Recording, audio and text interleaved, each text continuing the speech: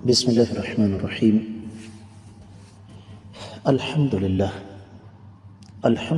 علی نعمت الاسلام من علینا بوضوح الحلال والحرام والصلاة والسلام علی سید الانام۔ معزز خواتین حضرات، اسلامک بینکنگ، اس کی حقیقت کیا ہے؟ یقیناً بڑا وجیح سوال ہے، بڑا بنیادی اور اہم سوال ہے، اور کثرت کے ساتھ یہ پوچھا جاتا ہے۔ اس کے جواب میں بہت کچھ کہا جا سکتا ہے، لیکن انتہائی اختصار کے ساتھ میں یہاں آپ کے سامنے 3 مثالیں رکھوں گا، جن کی روشنی میں آپ کو سمجھنے میں انتہائی زیادہ آسانی ہو جائے گی کہ اسلامک بینکنگ کی حقیقت کیا ہے۔ سب سے پہلے اسلامک بینک آپ سے یہ کہتا ہے کہ یہ آپ کے پاس ہنر ہے لیکن پیسہ نہیں۔ آپ کسی بھی مارکیٹ میں جائیں، جو کام آپ کرنا چاہتے ہیں اس کا خام مال، را میٹیریل آپ وہاں سے خریدیں اور وہ پیسے بینک آپ کو دے گا۔ 3 مہینے یا 6 مہینے کے اندر آپ اپنا کاروبار کھڑا کر کے وہ پیسے بینک کو واپس کر دیں، بینک آپ کو کچھ نہیں کہے گا۔ لیکن اگر یہ مدت اوپر چلی گئی تو بینک آپ سے 10%، 15% یا 20% پنالٹی لے گا، جرمانہ لے گا، غرامہ لے گا، اس شرط پر کہ بینک اس جرمانے کو، جو رقم آپ سے اوپر وصول کی جائے گی، اس کو فی سبیل اللہ چیریٹی کے کاموں میں استعمال کرے گا، بینک اسے اپنے پاس نہیں رکھے گا۔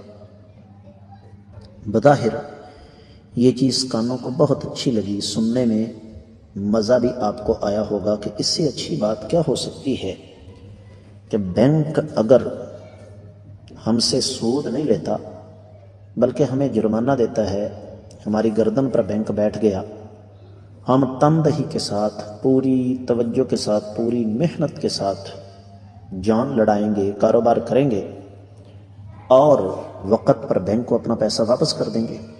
لیکن یہاں پر اگر غور کیا جائے تو ایک سے زیادہ قباحتیں ہیں۔ سب سے پہلی قباحت تو یہ ہے کہ بینک کہتا ہے کہ وہ جو مال آپ نے خریدا ہے وہ آپ کا نہیں، وہ بینک کا ہے۔ معاہدے کے اندر یہ بات لکھی ہوئی ہے،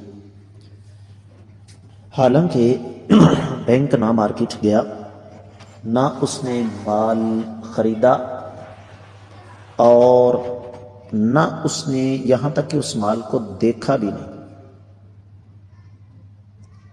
اور بغیر دیکھے، بغیر قبضے میں لیے ہوئے وہ مال بینک نے آپ کے حوالے کر دیا۔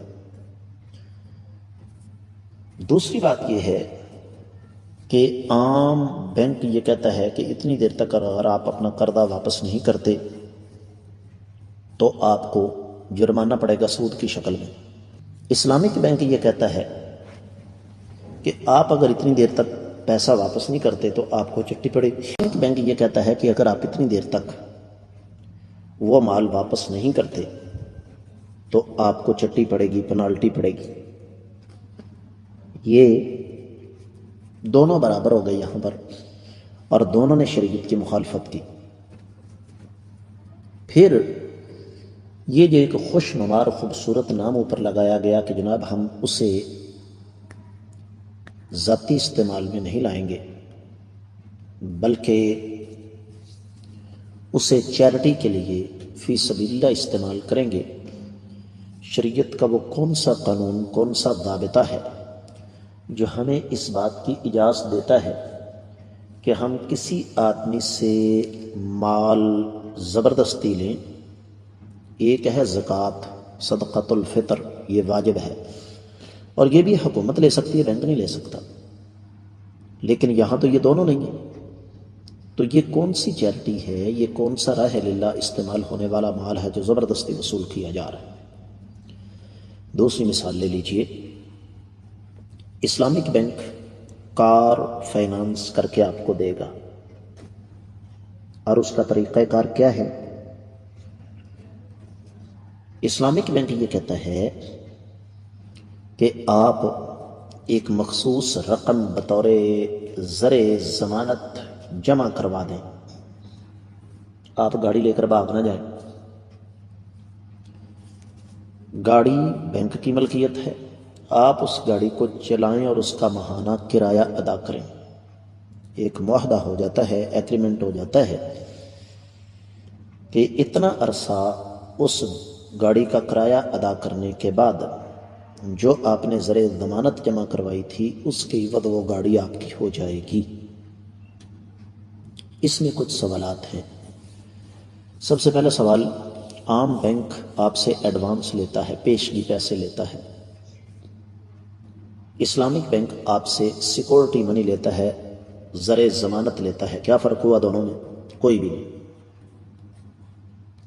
عام بینک آپ سے ماہانہ قسط لے رہا ہے جسے ہم حرام کہتے ہیں، جبکہ اسلامک بینک آپ سے ماہانہ کرایہ لے رہا ہے. دونوں میں کیا فرق ہے؟ تیسری بات یہ ہے کہ ایک گاڑی 5 یا 6 سال چلتی ہے، جتنا میں نے آپ نے زر ضمانت یا سیکورٹی جمع کروائی اس کے عوض وہ گاڑی ہماری ہو جاتی ہے. کیا ایسا ممکن ہے کہ ایک عام آدمی جس نے بینک کے ساتھ معاہدہ نہیں کیا وہ بینک سے جا کر کہے کہ اتنا عرصہ چلی ہوئی گاڑی اتنے لاکھ میں آپ مجھے دے دیں؟ کیا بینک آپ کو دے گا؟ کبھی سوال ہی پیدا نہیں ہوتا. تو یہ بھی سراسر ایک فراڈ اور ایک دھوکہ ہے. اور یہاں بین سطور ایک بات آپ کو سمجھا دوں کہ کبھی بھی اس بات کو ذہن سے مت نکالیں کہ خرید و فروخت میں صرف سود حرام ہے، سود کے علاوہ اور بہت کچھ حرام ہے. ایک تیسری بات میں آپ کو سمجھاتا ہوں، اور وہ یہ کہ آپ لون لیتے ہیں عام بینک سے تو بینک سالانہ آپ کو 15% سود ڈالے گا، تو 1,15,000 آپ کو دینا پڑے گا. لیکن اسلامک بینک سے آپ نے 1 لاکھ روپے قرضہ لیا، چونکہ وہاں مفتیان بیٹھے ہوئے ہیں، تو اسلامک بینک آپ سے کہے گا کہ ہم آپ کے بزنس پارٹنر ہیں، لہذا اتنے فیصد منافع آپ ہمیں دیں. دلچسپ بات یہ ہے کہ اس منافع کا تعین بینک کرتا ہے، آپ سے کوئی پوچھتا ہی نہیں، اور وہ تناسب، وہ پرسنٹیج 18 سے 25% ہوتی ہے، کیونکہ وہاں مفتیان تشریف فرما ہیں. لہذا وہ آپ سے 1,18,000 سے لے کر 1,25,000 تک جتنے وہ اپنی زبان سے نکالیں اتنے پیسے آپ کو دینا پڑیں گے.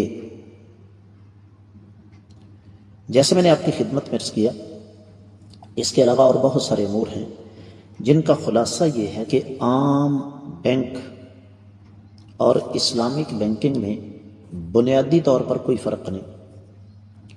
جو فرق ہے وہ میں آپ کو سمجھا دیتا ہوں کہ عام بینک سود آپ سے وصول کرتا ہے، سود کہہ کے آپ کو سود دیتا ہے، سود کہہ کے. اسلامک بینک ساتھ لفظ اسلام کا اضافہ کر دیتا ہے. عام بینک اسلامک بینک کی نسبت آپ کو سہولیات زیادہ دیتا ہے. اسلامک بینک نے چونکہ ساتھ اسلام کا لفظ لگایا ہے، لہذا یہ آپ سے پیسے زیادہ لے گا، آپ کو سہولیات کم دے گا.